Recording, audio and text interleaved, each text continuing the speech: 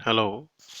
हाँ, तो विद्यार्थियों, आज हम कक्षा 10 की मैथ में 6.4 आज प्रश्नावली देख रहे हैं। और 6.4 इस प्रश्नावली का आज पहला प्रश्न है। और पहला प्रश्न कुछ इस प्रकार से है कि मान लीजिए कि triangle ABC is similar DEF है, ठीक है। और इनके एरिया जो क्षेत्रफल है वो 64 cm² और 121 cm² है। और यदि EF बराबर ये 15.4 cm हो तो BC का मान क्या है, ये ज्ञात करना है आपने। तो आकृति हम देख रहे हैं। सबसे पहले तो ये ABC की आकृति है और ये DEF की आकृति है। और अब हम कर रहे हैं हल, इसका हम सॉल्यूशन कर रहे हैं। और सॉल्यूशन में यहाँ दिया है ABC इज सिमिलर DEF।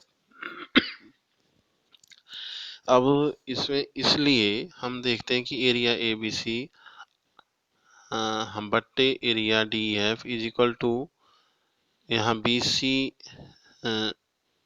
बट्टे EF की होल स्क्वायर होगी।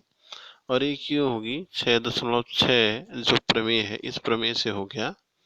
जो समरूप जो ट्राइंगल होते हैं, जो त्रिभुज होते हैं, उनके एरियाओं का जो रेशियो होता है, उनकी जो संगत जो उनकी मतलब भुजाएं होती हैं, उन भुजाओं के स्क्वायरों के बराबर होता है। तो अब इसके बाद हमें एरिया दिया गया है इसका। अब इनके एरिया के स्थान पर हम एरिया रख देंगे। एरिया ABC के स्थान पर हमने यहाँ 64 रख दिया और एरिया DEF के स्थान पर 121 रख दिया।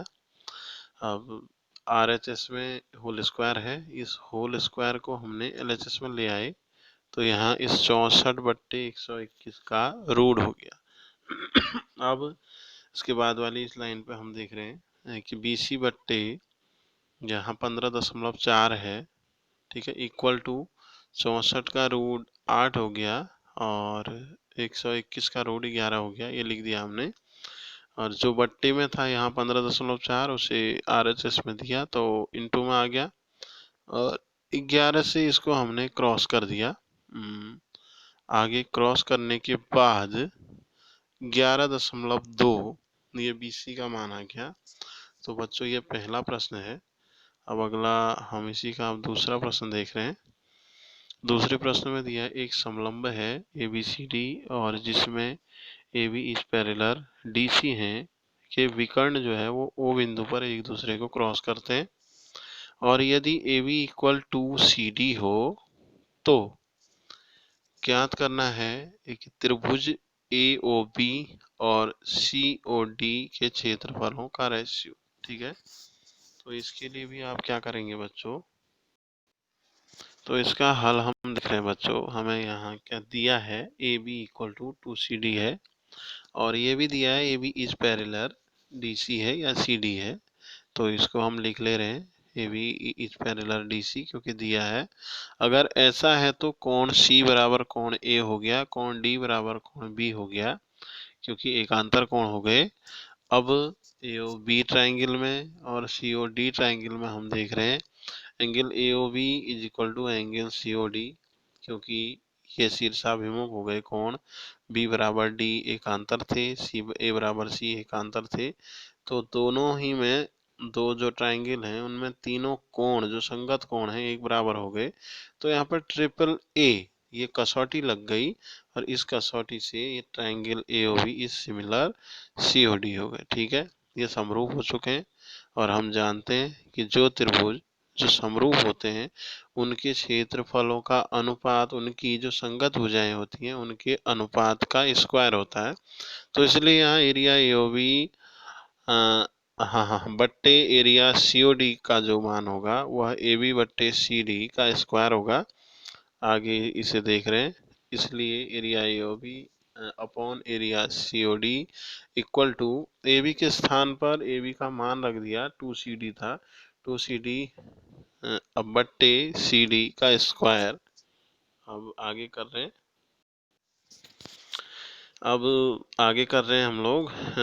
तो 2 × 2 स्क्वायर कर रहे हैं तो 2 का होल स्क्वायर होगा 2 × 2 और CD × CD और एक नीचे वाला हो गया CD का स्क्वायर आगे करा 2 टू द 4 होता है और सी डी स्क्वायर से सी डी स्क्वायर को काट दिया, 4:1 ये अनुपात आ गया।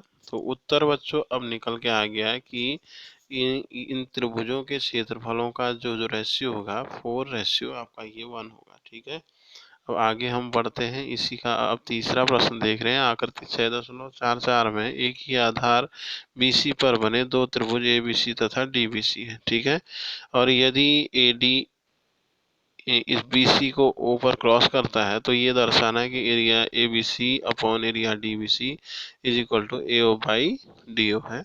सबसे पहले इसमें दिया है कि एक आधार जो BC है उसमें ABC तथा DBC ट्राइंगल है, और आगे हम इसकी हल करते हैं उपपत्ति।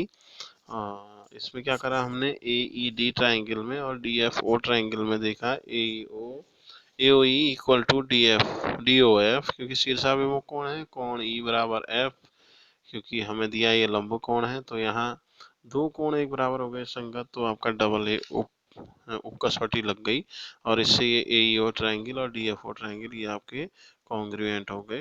अगर कॉन्ग्रुएंट ये सिमिलर हो गए, अगर ये हो गए सिमिलर, तो AE हाँ बट्टे DF का जो रेशियो होगा वही AO बट्टे DO का होगा, और वही EO बट्टे FO का होगा। इक्वेशन 1 बन गई। आगे हम देखते हैं इक्वेशन 1 को।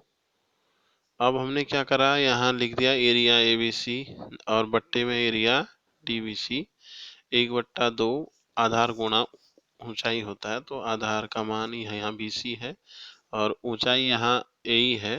तो आगे DBC का निकाला तो हाफ इंटू यहाँ भी आपका BC इंटू DF हो गया। BC को और हाफ से हाफ को क्रॉस कर दिया। अब हम जानते हैं AE बट्टे DF का जो रेशियो था, जो मान था, वो AO बट्टे DO था। तो इसलिए area ABC upon area DBC का मान AO अपॉन DO हो गया। तो बच्चों आपने प्रूफ भी यही करना था। अब इसी के साथ हम चौथा प्रश्न देख रहे हैं कि यहाँ पे दिया है दो जो जो समरूप अगर वो हो ट्राइंगल हो के क्षेत्रफल एक बराबर हो, तो हमने प्रूफ करना है कि वह त्रिभुज जो होते हैं वो आपका वो कॉन्ग्रुएंट होते हैं या सर्वांगसम होते हैं। उत्पत्ति देख रहे हैं, हमें दिया है ABC इज सिमिलर PQR, और अगर ऐसा है तो कोण A बराबर P होगा और कोण B बराबर Q होगा। ठीक है, और अब दूसरी बात हमें क्या आता है, जो ट्राइंगल जो समरूप होते हैं उनके क्षेत्रफलों का रेशियो जो होता है वह उनकी जो भुजाएं जो संगत होती हैं उनके अनुपात का स्क्वायर होता है। तो इसलिए एरिया ABC हम बट्टे एरिया PQR का मान AB अपॉन PQ का होल स्क्वायर होगा। अब आपको ज्ञात है कि दोनों के एरिया एक बराबर हैं, तो PQR के स्थान पर हमने यहाँ ABC रख दिया। अब ABC से ABC क्रॉस हो गया एक कम बार, तो यहाँ आ गया एक कम एक, तो AB बट्टे PQ का मान 1 आ गया, इसलिए AB इक्वल PQ हो गई। तीसरी भुजा एक बराबर है, तो दो कोण एक बराबर थे, कोण A और इक्वल कोण P, कोण B इज इक्वल कोण Q।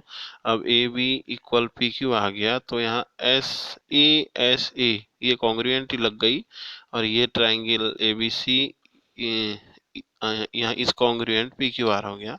तो बच्चों ये थे क्या पहले से चौथे तक के ये प्रश्न उत्तर थे, इनको आप लिखेंगे। Okay, thanks.